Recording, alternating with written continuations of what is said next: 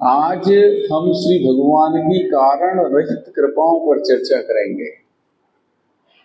श्री भगवान की हेतु रहित उपकार कृपाएं क्या हैं? भगवान बिना कारण किसी पर कृपा उपकार करते रहते हैं।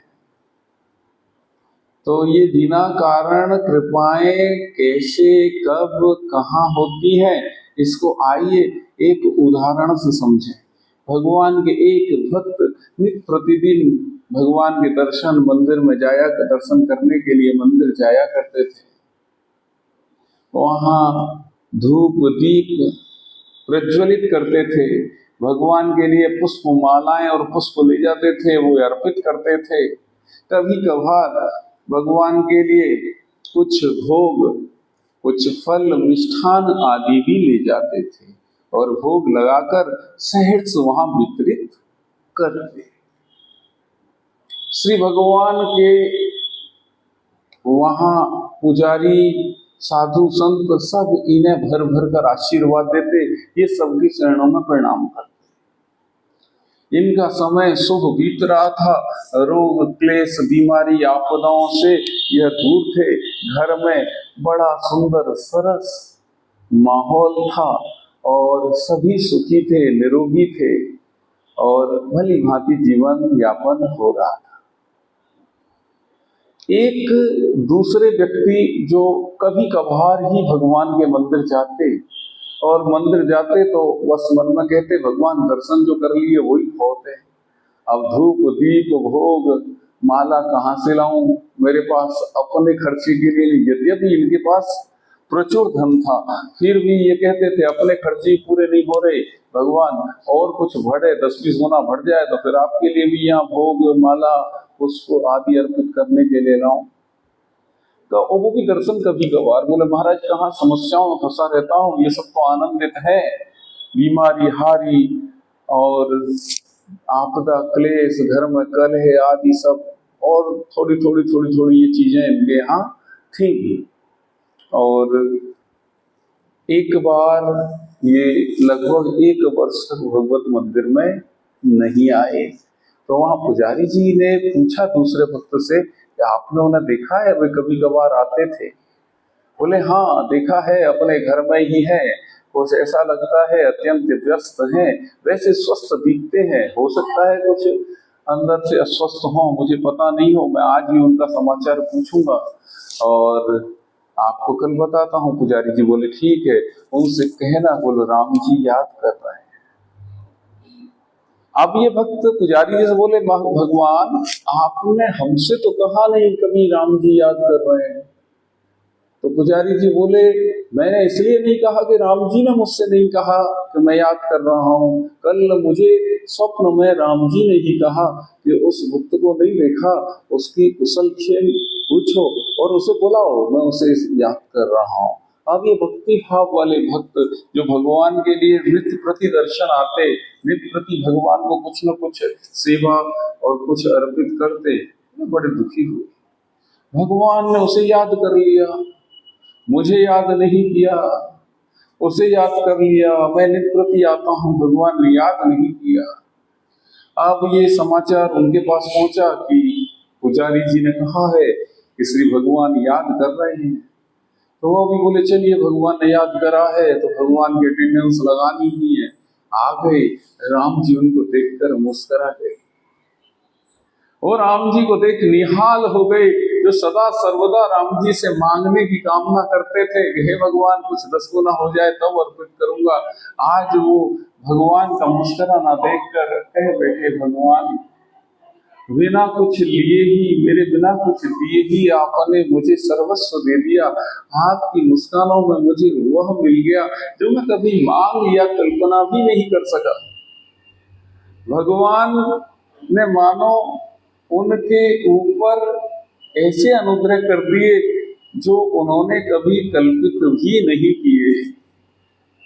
आज वे भगवान के हो गए। भगवान के नाम से गांव में रामचरितमानस अखंड पाठ कराए, छोटे छोटे बालक बालिकाओं में उपहार बांटे, लोगों में दीन दुखियों के मध्य पहुंचे। दो दीन दुखियों के निकट पहुंचे, उनके दुख दर्द सुने, उन्हें दवा आदि कुछ सुविधाएं दी।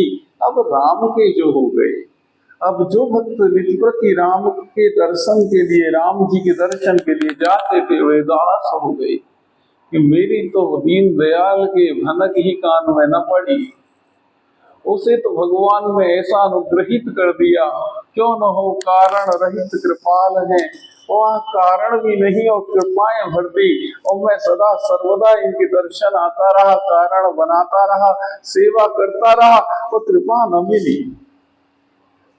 यहाँ राम जी ने उन्हें स्वप्न में आकर दर्शन दिए, कहा भैया क्या सोच रहा है, मुझे कृपा का कृपण मान रहा है, ऐसा नहीं, तुम रोज मेरे दर्शन के लिए आ रहे हो, रोज मुझे अपना कुछ अर्पित कर रहे हो, मैं तुम्हारा रोज कुछ न कुछ स्वीकार कर रहा हूँ, ये मेरी कृपाएं ही तो है, ये तो कब की तुम पर हो चुकी हैं। यहाँ देरी या कृपणता कहाँ है? तो श्री भगवान की कृपाएं सदा सर्वदा सबके लिए हैं। हाँ, जो भक्ति भाव करते हैं, भगवान के प्रति समर्पित रहते हैं, उन्हें तत्काल समर्पित होते ही मिल जाती हैं। जो शरणागत हुए तत्काल अभय हो गए, परंतु जो शरणागत नहीं हुए, उनके पास भी प्रभु संदेशा भेजकर बिना कारण अपना समर्पण करा लेते हैं, अपना बना लेते हैं।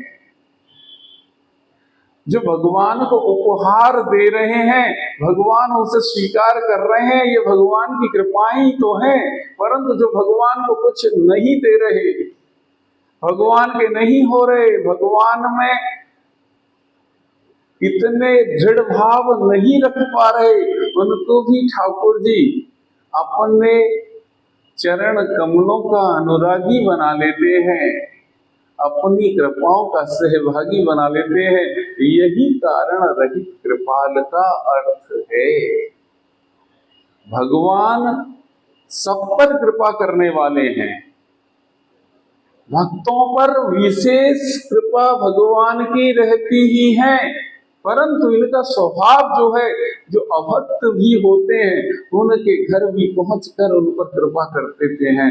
जैसे रावण के घर पहुंच गए महाराज, वो कोई भक्त थोड़े था, परंतु वह भक्ति स्वरूपणी माता जानकी जी को अपने साथ ले गया, उन्हें अशोक वाटिका में विराजा, नित्य प्रति उनके दर्शन के लिए जाता, मनोरथ करता, कहता हे मातेश्वरी, हे जगत जननी, एक बार विलोक की मम हो रहा, एक बार मेरी ओर देख लो, हे भक्ति माता, हे भक्ति महारानी, आपकी देखने से मेरी ओर भगवान मेरे हो जाएंगे, भक्ति मिली तो भगवान हो जाएंगे।